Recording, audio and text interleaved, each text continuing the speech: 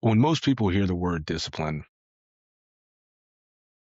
they immediately think punishment, control, rules they didn't get to choose, a loss of freedom. And because of that, they avoid it. But the truth is simple. The absence of discipline doesn't create freedom. It hands control to impulse. And impulse is not neutral. Impulse will always choose what feels easiest in the moment. That's not freedom. That's reaction. This conversation isn't about doing more. It's not about grinding harder or forcing yourself into uncomfortable routines. It's about choosing structure early so you don't have to negotiate with yourself later. When people talk about restriction, they're usually talking about something that shows up late, a deadline, a consequence, burnout, a body that's exhausted, a situation that forces a decision when energy and clarity are already gone. That's restriction. You see, restriction removes choices because it arrives after options have already collapsed. You don't get to decide. Something else decided for you. Discipline works in the opposite direction. Discipline is a decision made early before emotions enter the room, before pressure shows up, before impulse ever finds its voice. When discipline exists, the moment doesn't get a vote. You already decided. That's why discipline feels heavy at first and lighter over time, and why restriction feels light at first and unbearable later. Here's the misunderstanding. You see, most people never slow down enough to see discipline is not something done to you. Discipline is something you choose for yourself. Restriction removes choice. Discipline preserves it. The difference isn't the rule, it's the timing. Take something ordinary. Sleep. Without discipline, sleep becomes negotiation every night. You scroll long. You say, just 5 more minutes. You wait until exhaustion makes the decision for you. That exhaustion is restriction. With discipline, the decision is made early. You set a time. You set a boundary. You set a standard you chose when you were clear. And when the time arrives, there's nothing to debate. Not because you're forcing yourself, but because you're honoring a decision you already made. That's discipline.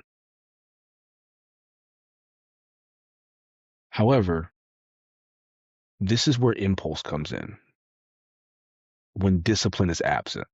You see, impulse becomes the decision maker by default. And when I say impulse, I don't mean recklessness. You see, impulse is misunderstood as well. Impulse isn't chaos, it's convenience. It's the decision that feels easiest in the moment, the one that removes discomfort quickly.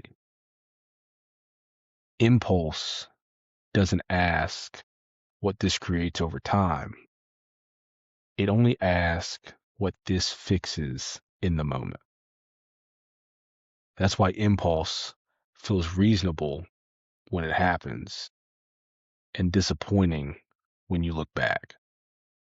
Not because you're weak, not because you lack motivation, but because control doesn't disappear.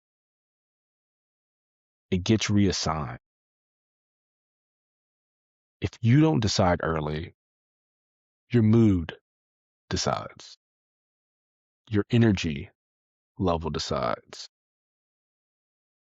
Your environment decides.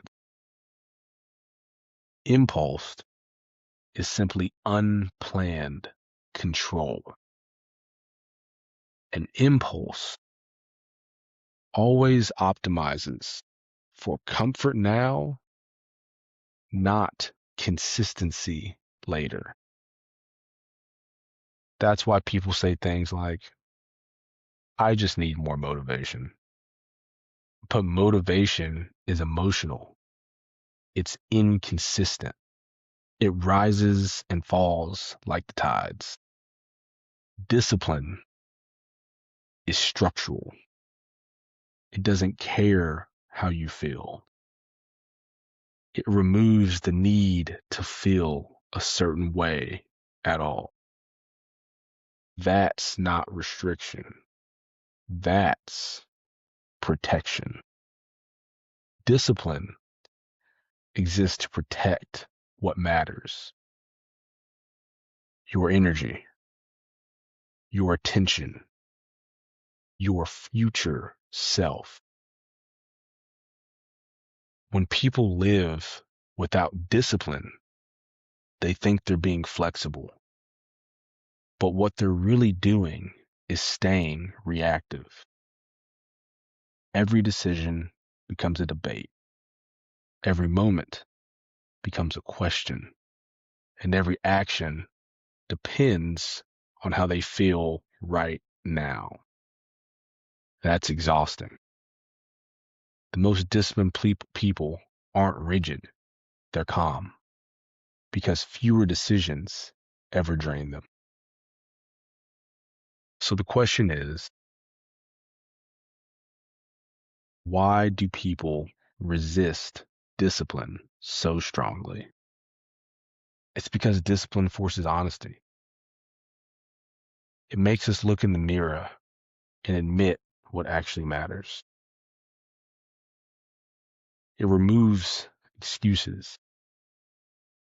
It exposes where you've been avoiding responsibility. You see, speed lets us hide. You can stay busy. You can stay distracted. You can stay in motion. However, discipline makes you sit still just long enough to see yourself clearly. And that's uncomfortable. Not because discipline restricts us, but because it removes the stories we tell ourselves. Now, here's the only thing I'd offer as a practice.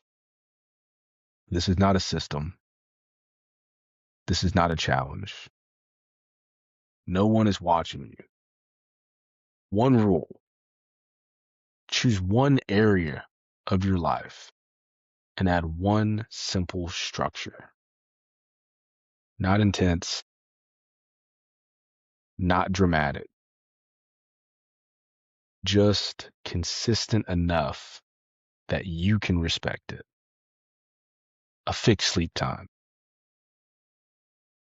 training time on the calendar, the phone off during the first hour of the day. Something small that you can keep, because discipline doesn't start with intensity. It starts with keeping promises you make to yourself. Discipline isn't restriction. It's self-respect in motion. And freedom doesn't come from doing whatever you want. It comes from becoming someone you trust. And that's the work.